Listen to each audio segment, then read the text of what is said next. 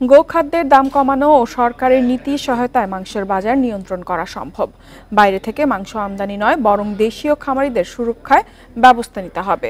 রাজধানীর শেরেবাংলা নগরে অনুষ্ঠিত প্রাণী সম্পদ প্রদর্শনীতে এমনটাই বলছেন এ খাতের উদ্যোক্তারা।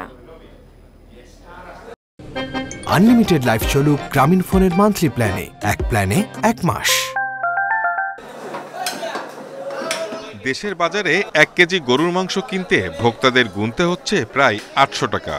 বাজারের চাহিদা মাফিক কেনা গেলেও দামে স্বস্তি মেলে না কখনোই।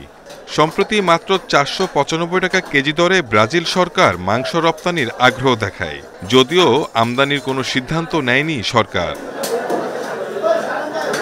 খামারিরা বলছেন, চারণভূমি কমে যাওয়ায় বেশি দামে দানাদার খাদ্যের দিকে ঝুঁকতে হচ্ছে তাদের, তাই দাম বাড়ছে পশুপালনে।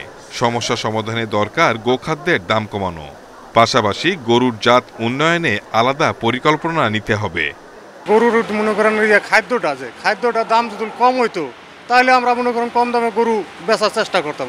কারণ খাদ্যর দাম হচ্ছে সব বেশি, তাহলে করে আমার গরুর দাম কম আমরা বিক্রি করতে পারি না। আমাদের দেশে এখন যে জাতগুলো আছে সেগুলা 12 কেজি 13 কেজি দানাদার খেয়ে 1 কেজি মাংস উৎপাদন করতে সক্ষম, অথচ বাহির বিশ্বে এমন অনেক জাত আছে যারা 5 কেজি 5.5 কেজি খেয়ে 1 কেজি মাংস উৎপাদন করতে সক্ষম। সুতরাং আমাদের মাংস উৎপাদন খরচ অনেক কমবে, তাহলে আমাদেরকে ওই ব্রিডগুলো আনতে দিতেই হবে। এছাড়া বাংলাদেশে মাংসের দাম কমানো সম্ভব না।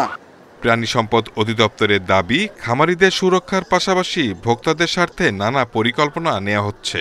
প্রাণী সম্পদ অধিদপ্তর, মৎস্য প্রাণী সম্পদ মন্ত্রণালয়ের নির্দেশক্রমে আমরা প্রাণী সম্পদের জাত উন্নয়নে আমরা প্রকল্প নিয়েছি, যাতে করে গবাদি পশুর জাত উন্নয়নের মাধ্যমে ভোক্তার কাছে মাংস এবং দুধের উৎপাদন বৃদ্ধি সহ ভোক্তার কাছে ন্যায্য মূল্যে পৌঁছানো যায়। প্রাণী সম্পদ অধিদপ্তরের তথ্য অনুযায়ী দেশে গরুর সংখ্যা 2,48 লাখ আর ছাগলের সংখ্যা 2,68 লাখ। Shahid Ahmed, independent news, Dhaka.